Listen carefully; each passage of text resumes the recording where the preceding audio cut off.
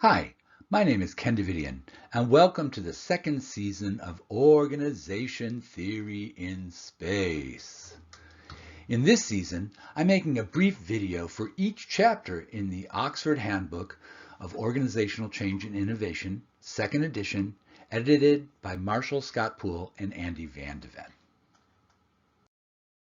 This video covers chapter 30 of the handbook, entitled Change That Concludes.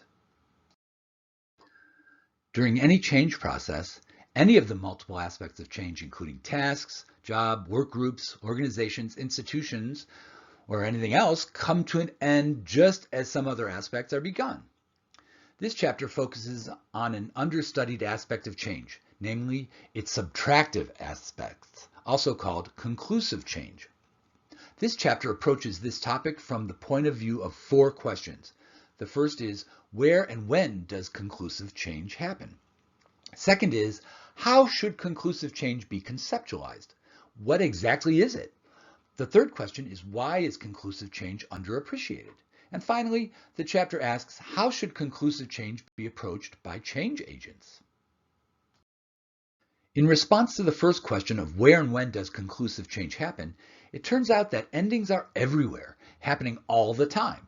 Because of this, the chapter focuses on a select set of conclusive changes, including the termination of an organization, the conclusion of relationships, the departure of key individuals within an organization, strategic reversals, changing goals over time, the changing of organizational name, logos, or routines, and the ending of projects. I don't have time to provide details about all these different types of losses, but the chapter does. Additionally, there are different types of losses experienced by stakeholders. These can include losses of meaning, direction, social bonds, access to resources, power and influence, recognition, status, autonomy, and other things. What adds complexity to this topic is that different events can trigger different types of losses for different stakeholders. In the context of process research, endings, like losses, are part of a bigger process, and types of losses can be reinterpreted over time. Although as more and more time elapses, endings may have more definitive interpretations.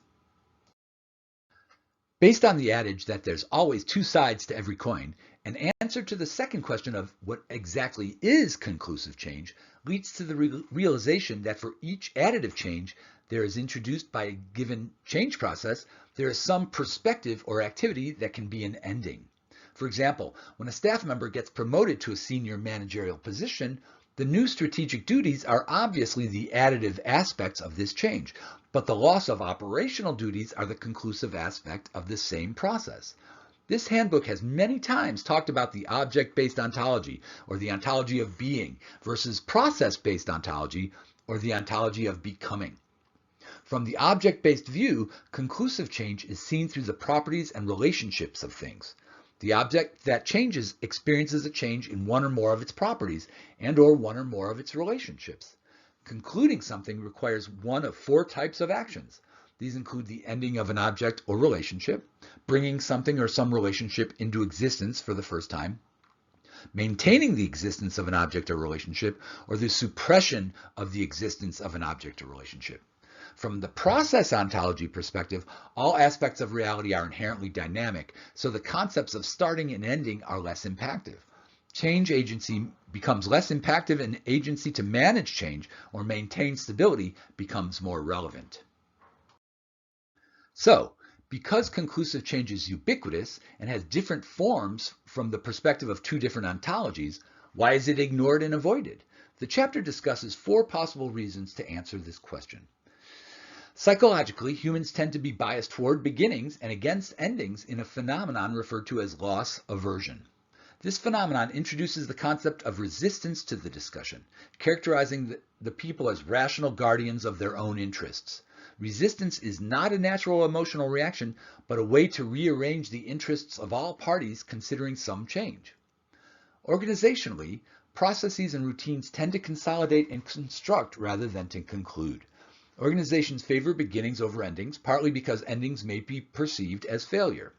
Also, organizations are expected to not only survive, but thrive and grow, so there may be a natural emphasis on beginnings rather than endings.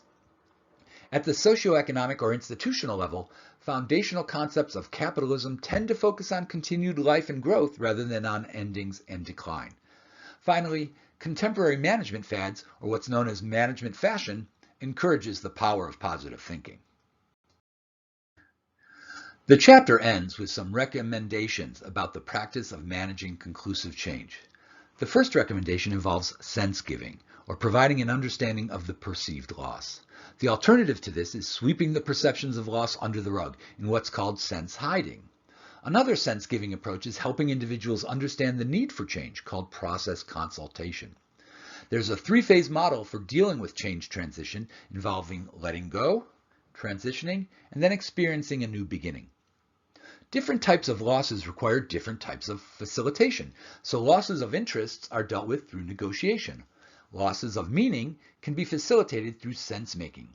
Attachment loss can be softened through rites of passage, and loss of competencies can be dealt with through training. In any case, methods may seek to minimize or acknowledge and manage the experience of loss.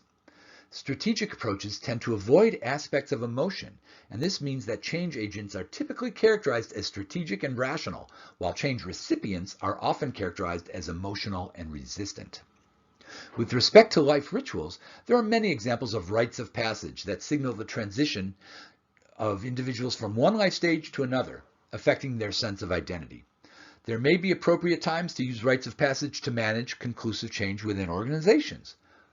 Next, it may be that some organizational members actually enjoy change. The object-based ontological view of change is the basis for the general perceptions that conclusive change results in negative emotions. The process-based view provides opportunities to perceive continuous change as opportunities for development and improvement. This view provides individuals the sense of control over their individual responses and outcomes. Some of this control is through the resource of time, which allows the change recipients time to prepare and respond to change. Well, that's it for this week from Organization Theory in Space. I hope you found the material as interesting as I did, and if you did, please consider subscribing and hitting that notification bell so that you do not miss any other episode of OT in Space when they become available. Thanks! OT in Space was produced by IRL, which stands for Impossible Research LLC. IRL conducts process research on the topics of innovation and industry emergence within the space sector context. IRL also offers services of organization theory consulting, research consulting, and STEAM outreach. This video is intended for educational purposes only.